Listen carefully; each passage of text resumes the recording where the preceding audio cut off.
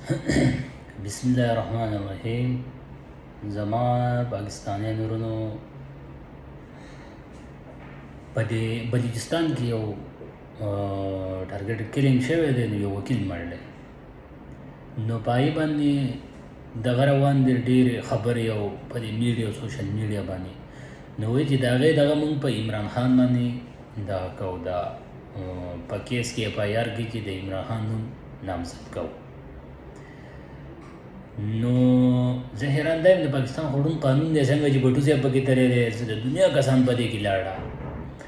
نو اول خو عطاالله چې کوم دغه دی د مسلم لیگ نون د پنجاب چې کوم ترجمان دی د پارټۍ، اول خو دا رانیول غواړي چې به دته څنګه اطلاع میلاو شوې ده چې عمران خان پکې انوال دی.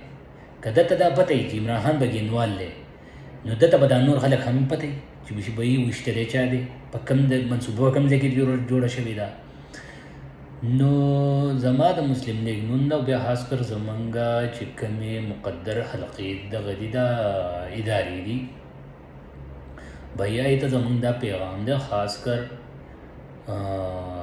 زمونږ چې کومې غټې ادارې چې کومې دي، که دا حکومت داسې دغه ته رسېدلی بغیر خلک ثبوته نیول شي او ځي او د هغو د کور بېعزتي او اوس پکې خبره لاړه دښمنۍ ته ورسېده، لکه د قتل منصوبه هم په عمران خان باندې جوړولې.